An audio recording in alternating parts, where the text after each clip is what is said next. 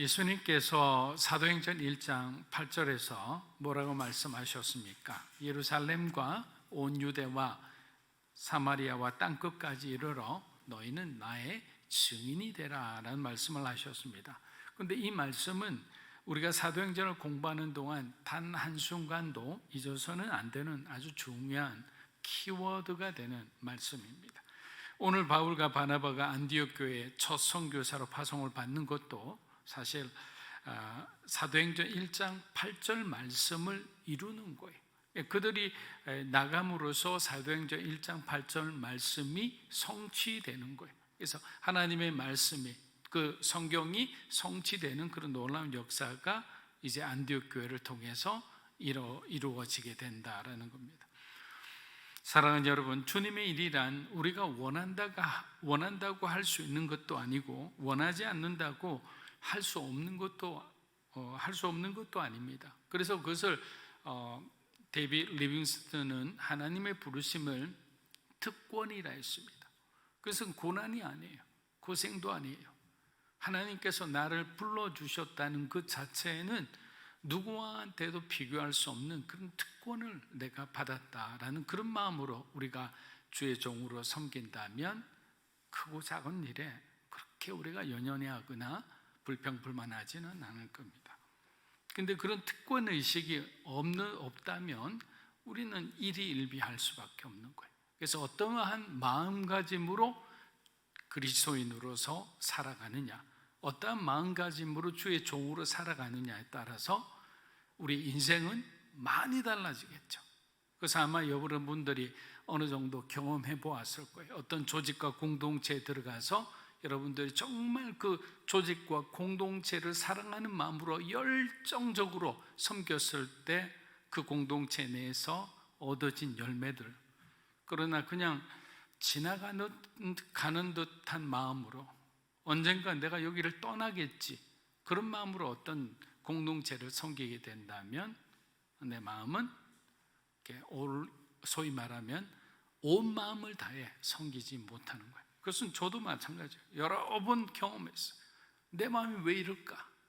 내 마음이 왜 이렇게 하나님께 집중하지 못할까? 내 마음은 딴 곳에 가 있었던 거예요. 예수님의 말씀에는 소명과 선택에 대한 하나님의 주권이 들어있었습니다.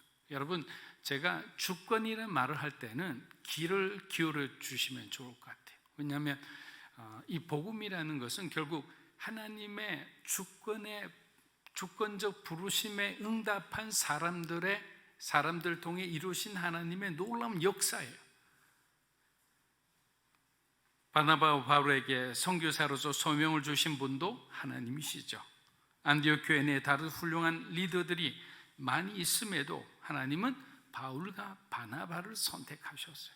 이 모든 선택과 그런 소명을 주시는 것은 우리가 스스로 어떤 것을 취하는 것이 아니라 하나님으로부터 온다는 그 믿음을 우리가 가지고 있어야 된다라는 것입니다. 그리고 여기서 성경이 강조하고 싶은 것은 앞으로 이어지는 그 수많은 전도 여행은 바울의 의지가 아니라 성령의 열방을 구원하시고자 하는 그 하나님의 강력한 의지로 시작되었다는 거예요. 사람을 보지 마세요, 여러분. 아무리 훌륭한 사람도 하나님보다 훌륭한 존재는 이 세상에 아무도 없잖아요. 사람이 하나님의 영광을 가리게 되면 그 사람도 실족하고 그것을 바라보고 따라가는 사람도 실족하는 거예요. 바울도 훌륭한 사람이지만 바울을 감동시켜 전도여행을 떠나게 하신 그 하나님을 우리는 놓쳐서는 안 되는 것입니다. 하나님께서 그렇다면 왜 그렇게까지 하실까? 이유는 하나죠.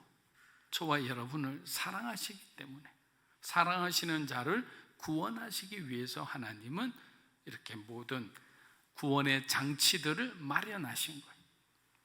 그 구원의 장치의 도구로서 저와 여러분이 사용될 수 있다라는 겁니다.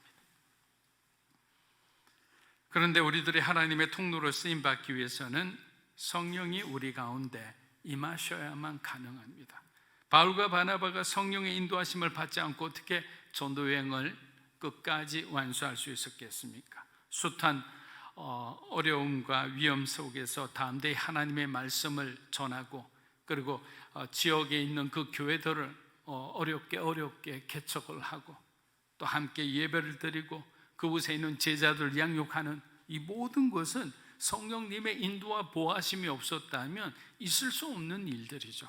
이것은 누구라도 다 우리가 동의할 겁니다. 그렇다면 성령 충만함을 받는다는 그 정의는 뭘까요? 여러 가지 형태로 정의를 내릴 수 있어요.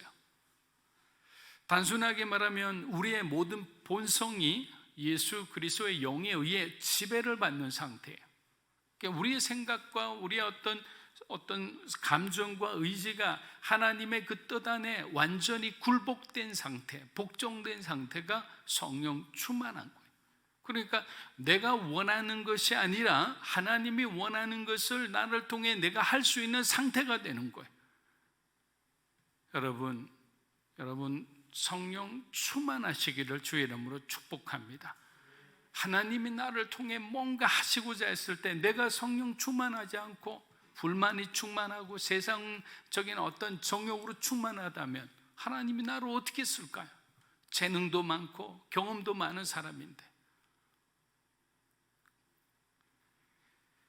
선교사님들이 선교지에 가서 겪는 모든 과정도 이 성령 충만함으로 우리가 해석할 수 있습니다. 대부분의 선교사님들은 선교지에 도착하자마자 우선 작은 예배 처소를 마련한 뒤 복음을 전가하기 시작합니다. 그런데 1년이 지났는데도 단 한 명의 회심자가 생기지 않을 때 어쩔 수 없이 인간이라 어떤 자신에 대해 회의가 들기 시작해요. 그리고 3년이 지났는데 아직도 내 제자라 부를 수 있는 사람이 없을 때는 인간적으로 얼마나 낙심이 되겠습니까? 자신을 파송해 준 교회와 또 함께 와준 고생하는 가족들과 그 자녀들에게 미안한 마음이 들 정도예요.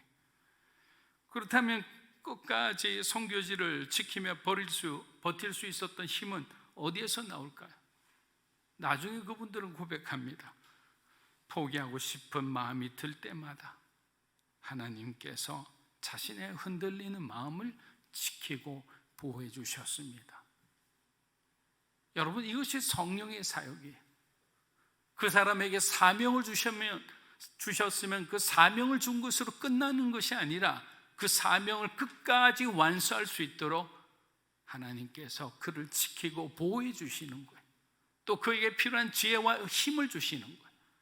그래서 훌륭하게 그 사역을 수행할 수 있도록 하나님은 그를 돌봐주신다는 거예요. 그렇기 때문에 부르심을 너무 겁내하지 마세요.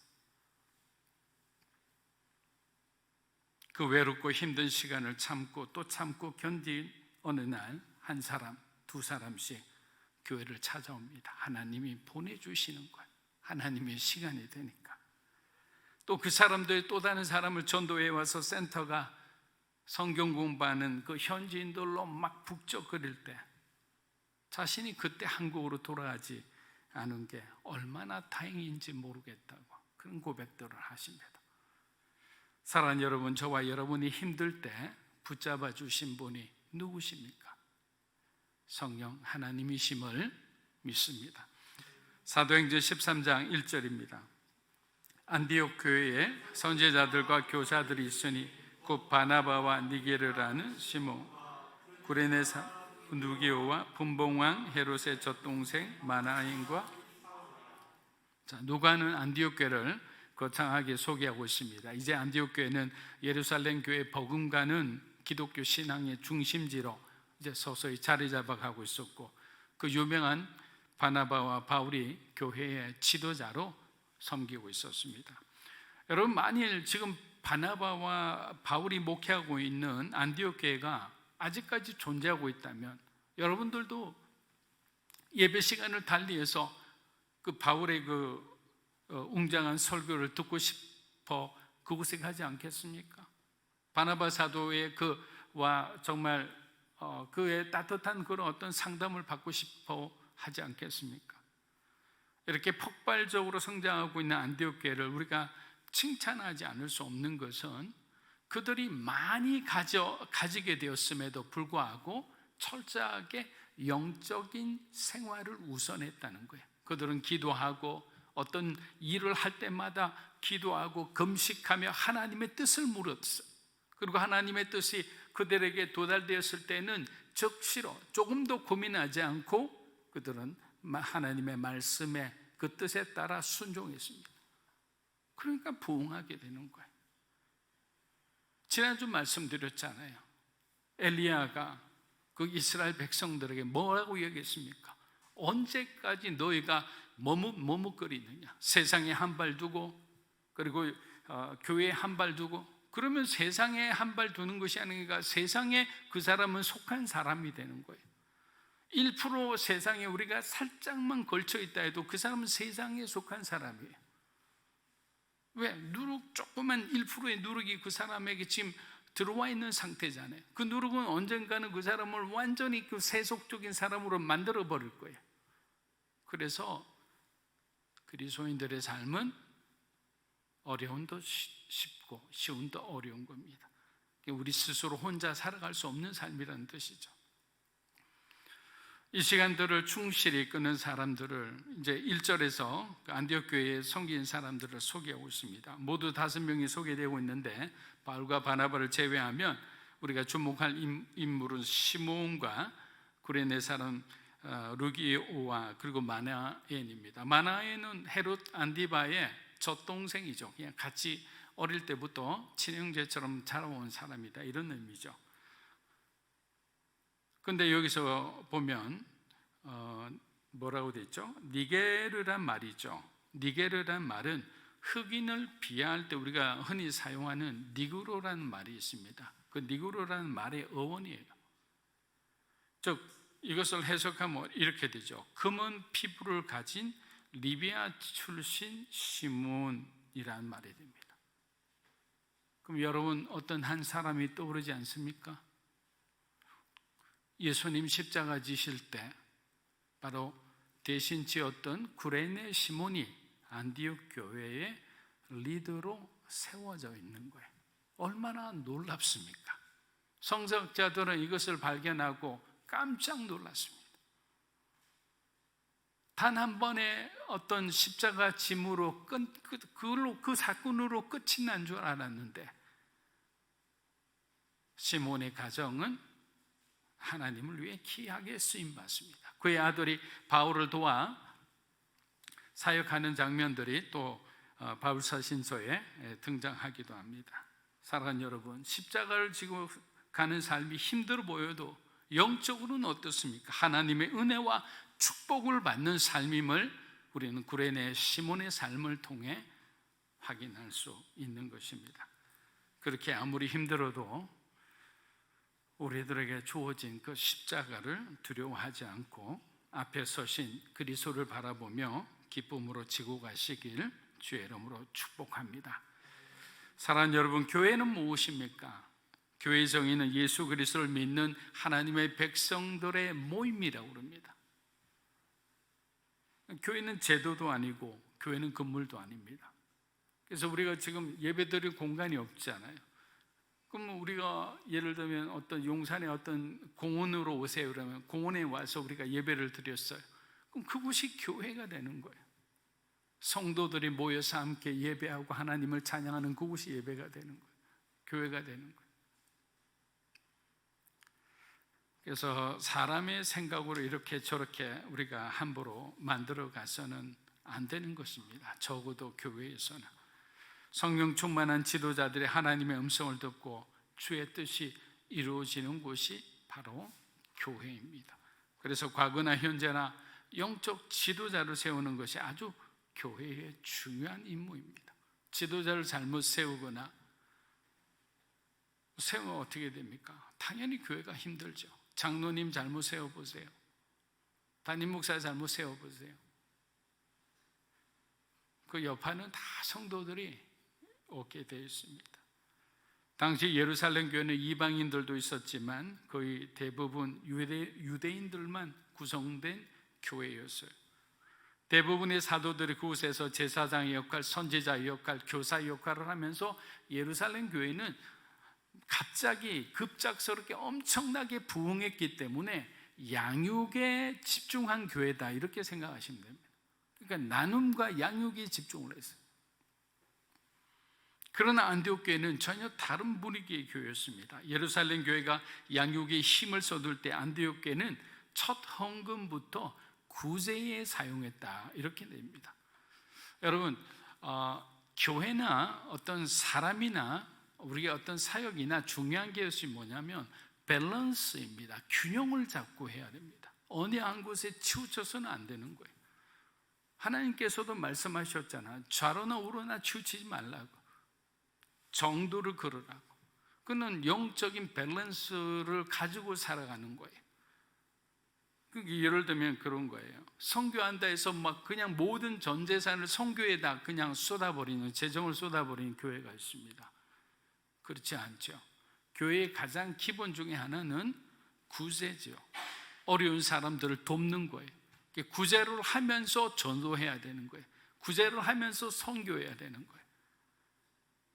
근데 어느 날 우리 교인들 중에 정말 어려운 사람인데 교회가 도우려고 했더니 재정이 텅텅 비었어요. 이번에 아우리치 하는데 다 사용했습니다. 이런 것은 안 된다는 거예요. 그래서 우리가 균형을 잡고 그렇게 한다는 것은 하나님 주신 우리에게 지혜인 겁니다. 안디옥 교회는 부자도 있었습니다. 그 부자들의 종도 있었습니다. 헬라 출신의 아주 유식한 그런 지식인도 있었고, 갈라디아 지방 북부 출신의 그 야만인 같은 사람들도 있었습니다. 이러한 조화와 하나됨은 예루살렘 교회와는 아주 대조되는 것이었습니다. 교회가 건강하다는 것은 바로 어떠한 차별도 없이 누구와도 화합할 수 있어야 되는 거예요. 순편성을 하다 보면 그런 게 어려운 게 많이 있습니다. A와 B가 서로 관계가 안 좋으니까 구성상 거리상 같은 순에 있어야 되는데 화합이 안 되니까 A가 C로 가고 B와 C가 또 같이 있고 이런 복잡한 관계가 되는 거예요. 안디옥 교회가 민족과 인종과 문화를 초월한 교회를 만들 수 있었던 것은 하나님이 세우신 훌륭한 목회자와 평신도 리더들이 있었기 때문입니다. 그런 상황을 잘 알고 있는 성도들에게 어느 날 바나바와 바울이 선교사로 교회를 떠난다고 했을 때 안디옥 교인들이 얼마나 당황했을 거예요. 여러분, 이 상황을 한번 여러분들도 똑같이 한번 상상해 보세요. 바울과 바나바는 절대적인 권위와 그리고 영향력을 가진 사람이에요. 그리고 실제적으로 그들의 영적인 삶에 큰 도전을 주고 은혜를 주던 사람들이에요. 그 두 축이 한 사람이 남는 것도 아니고 두 사람 모두가 전도여행으로 교회를 떠난다. 성도들의 입장에서는 만만치 않았을 겁니다. 둘 중 한 사람만 갔다 오면 안 되겠습니까? 그러나 안디옥 교회는 두 사람을 기쁜 마음으로 그들을 보내줍니다. 여러분, 이렇게 된 것은 저는 이렇게 상상해 보세요. 왜 이 사람들이 이렇게 순종했을까? 평소 바울과 바나바의 가르침에 있었다고 생각합니다. 여러분, 가정에 보면 자녀들을 가정교육을 하잖아요. 자녀들에게 가정교육을 잘 시키면 그 가정교육을 잘 받은 자녀들은 예의 바르게 돼 있어요. 공중 사람들과의 만남에서 자기가 어떻게 행동해야 되는지를 그냥 가정에서 배워 몸에 습득하고 있는 거예요. 교회에서도 마찬가지예요. 선교의 중요성, 사람이 중요한 것이 아니라 하나님의 의지가 중요하다는 것. 그 하나님의 뜻이 우리에게 보여지면 그 누구라도 그 뜻에 순종해야 된다. 만일 바울이 그렇게 다 가르쳤다면, 선교의 ABCD를 다 가르쳤다면 그 사람들은 마음은 쓰라리지만 하나님의 뜻에 순종하기로 모든 성도들의 마음은 하나가 되었을 거예요. 저는 우리 믿음으로 사는 교회가 함께 성경 공부를 하고 우리가 함께 예배를 드리고 또 함께 교제를 하는 가운데 우리가 정말 이 성경적인 올바른 가르침 안에서 우리의 영적인 삶이 더욱 성숙해지고 성장해지기를 주의 이름으로 축복합니다. 마음을 여세요. 그리고 함께 여러분들이 공부하고 나누는 그런 어떤 솔직한 고백 가운데서 또 새로운 또 우리가 해결하지 못했던 그런 어떤 고민들이 상대방의 다른 분의 어떤 지혜를 통해 그 경험을 통해 그 문들이 열어질 줄 우리가 어떻게 압니까? 하나님은 위대하신 분이고 하나님은 신묘막측한 그런 일들을 하시는 분이기 때문에 우리가 우리의 시간을 어떤 상황을 재단해서는 안 될 것입니다. 여러분, 저는 이런 관점에서 한번 여러분들과 나누고자 합니다. 자, 안디옥 교회가 가장 소중한 사람들을 내어놓으니까 하나님께서 얼마나 좋은 사람을 그 교회에 선물로 주시겠습니까? 여러분, 마찬가지예요. 우리 교회에서 어떤 정말 목회자로서 굉장히 필요한 사람들이 있는데 그 사람들이 만약에 어떤 이유로 인해서 다른 곳으로 가야 되는 상황이 된다.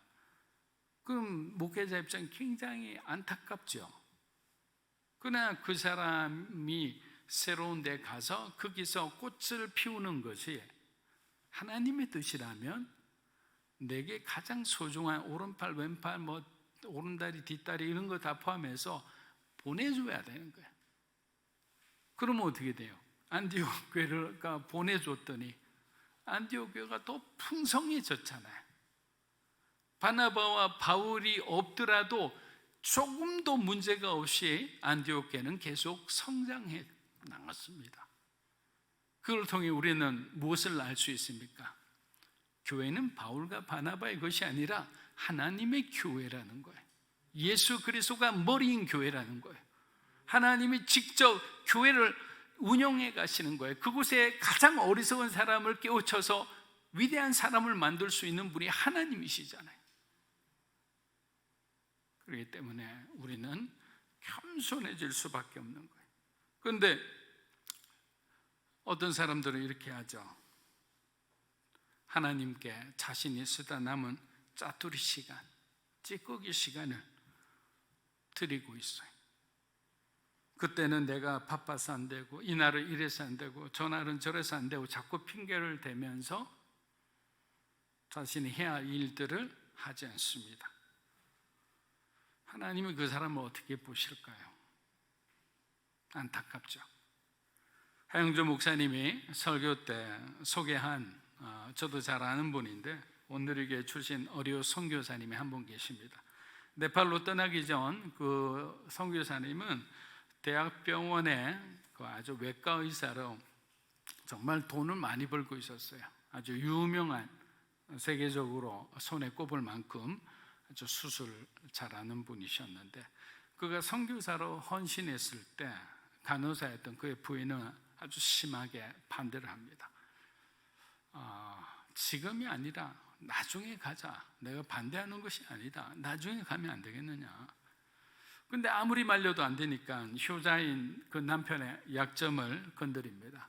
이제 어머니가 지금 오늘 내일 하시는데 우리 어머니 장례식은 그래도 치르고 가야 되지 않느냐. 조금만 더 참자.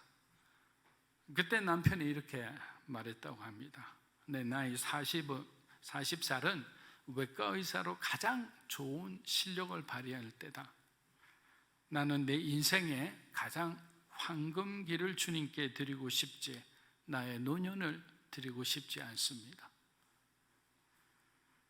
이 말을 들은 아내는 남편과 함께 네팔로 가기로 결정하였습니다. 여러분 한번 생각해 보십시오. 저는 이 말씀 준비하다가 갑자기 울컥했습니다. 내 인생의 가장 아름다운 황금기를 주님께 드리고 싶다. 우리는 내 인생의 가장 아름다운 황금기를 나를 위해 쓰기를 원하잖아요. 우리는 다시 한번 나는 정말 하나님께 나의 가장 소중한 것을 드리고 있는지 우리가 한번 깊이 예배가 끝난 후에라도 여러분이 집에 돌아간 후에라도 한번 이 선교사님의 고백을 한번 생각해 보면 좋겠습니다. 아무리 우리가 소리치고 찬양해도 내 삶이 뒤따라오지 않으면 나는 내 자신도 모르게 위선적인 어떤 삶을 살아갈 수밖에 없는 거예요. 그렇게 인생은 그때그때마다 우리가 계산기 두드리며 살아가서는 안 됩니다. 하나님, 제가 하겠습니다. 하나님, 저를 시켜주십시오. 여러분 한번 따라해 보십시오. 하나님, 제가 하겠습니다. 여러분 좀 크게 하세요. 하나님, 저를 시켜주십시오. 네, 제가 하겠습니다. 제가 하겠습니다. 이렇게 하면 안 됩니다. 우리 항상 그렇잖아요. 제가 똑똑한데 쟤를 좀 데려가면 안 됩니까? 하나님은 나에게 관심이 있으세요. 그거 아셔야 돼요. 하나님이 나에게 관심이 있다는 것 자체가 얼마나 큰 영광입니까? 이사야서 6장 8절입니다. 내가 또 주의 목소리를 들으니 주께서 이르시되 내가 누구를 보내며 누가 우리를 위하여 갈고 하시니 그때 내가 이르되 내가 여기 있나이다 나를 보내소서 하였더니 하나님이 이사야를 사랑할 수밖에 없는 그런 이사야의 태도가 아닙니까? 우리가 이사야처럼 사는 것이 그렇게 쉽지는 않습니다. 그래서 우리에게는 주님의 사랑과 은혜가 필요합니다. 그 사랑과 은혜를 경험한 자는 변하지 않을 수가 없어요. 하나님의 어떤 원하시는 그 모습을 우리는 조금씩 변하게 될 거예요. 우리의 말과 태도가 변할 거예요. 성실하지 못했던 그 사람들이 하나하나씩 성실해질 거예요. 여러분, 말씀이 왜 무서운 줄 아세요? 이렇게 자다가 들어도요, 그 말씀은 그의 영혼에 꽂히는 거예요. 보이지 않는 거잖아요. 그래서 그 말씀이 꽂히고 반복해서 듣는 순간 내 마음에서 싹을 틔우면서 그것이 자라나기 시작하면 내 인생은, 내 성품은 변하게 되는 거예요. 그렇지 않으면 우리 안에 있는 변화를 싫어하는 아주 무서운 존재가 하나 있습니다. 그게 잠재의식이라는 거예요. 여러분, 기독교 신학자 중에서도 심리학자들도 있으시고요, 의사 출신인 분들은 아주 정신세계를 굉장히 깊이 연구한 분들도 많이 있어요. 그분들이 발견해낸 게 뭐냐면 잠재의식입니다. 여러분, 이 잠재의식은 아주 비겁한 겁쟁이라 그렇게 표현했습니다. 그분은 잠재의식은 지금까지 유지해온 나의 틀이 깨어지는 것을 너무도 싫어하는 거예요.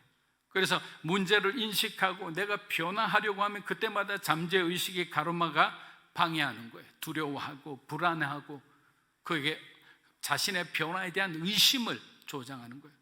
너 안 돼. 너 여러 번 해봤잖아. 이번에도 너 실패할 거야. 그러니까 아예 안 하는 게 좋아. 지금까지 네가 살아온 이 패턴에 큰 문제는 없었잖아. 속이는 거예요. 그 사단처럼 우리를 계속 속이는 거예요. 우리 인생은 예측할 수 없고 통제 불가능한 일의 연속임에도 우린 잘못된 습관과 지금까지 해온 그런 패턴을 유지하고자 하는 잘못된 죄의 관성을 갖고 있는 거예요. 깨뜨려야 됩니다. 사도행전 13장 2절에서 3절입니다. 주를 섬겨 금식할 때에 성령이 이르시되 내가 불러 이에 금식하며 기도하고, 네, 말씀을 마무리합니다. 안디옥 교회는 주를 섬겨 기도하는 교회였다. 여러분, 여기서 섬기다는 것은 예배를 드린다 이런 말이에요. serve 한다는 뜻이죠. 그러므로 주를 섬겨 금식했다는 것은 영적으로 이 세상의 것들을 끊어버리고 깨끗한 심령으로 오직 예수 그리스도를 바라보고 예배를 드렸다. 그런 예배자의 삶을 살았다는 거예요. 요한복음 4장에 나오는 신령과 진리로 예배드린다는 뜻은 제가 누누이 말씀드렸잖아요. 진리라는 것은 진리 대신 예수님이죠. 그 예수님의 그 죽음과 부활을 우리가 묵상하며 예배를 드리는 거예요. 나 같은 죄인을 살리신 그 예수 그리스도의 보혈의 은혜를 생각하며 살아가는 거예요. 우리의 삶 가운데 잊어서는 안 되는 그 이름을 기억하며 살아가는 것이 신령과 진리로 드리는 예배라는 거예요. 근데 우리는 오늘 예배 드리면서 예수님을 우리는 마음에 품고 돌아가야 돼요. 주님, 오늘도 우리에게 잘못된 생각을 깨우쳐 주심에 감사합니다. 예수님의 그 은혜가 우리의 삶에 너무나도 과분한데 우리는 그것을 잊고 현실의 삶, 일상의 삶에 매몰되어서 동서남북 방향도 없이 그렇게 헤매고 살고 있습니다. 이제 우리의 자리를 잡게 하여 주시옵소서. 똑바로 주님 얼굴 보고 우리에게 주신 그 길을 걸어가게 도와주시옵소서. 하나님이 예배하신 그 길을 걸어가는 여러분이 되시기를 주의 이름으로 축복합니다.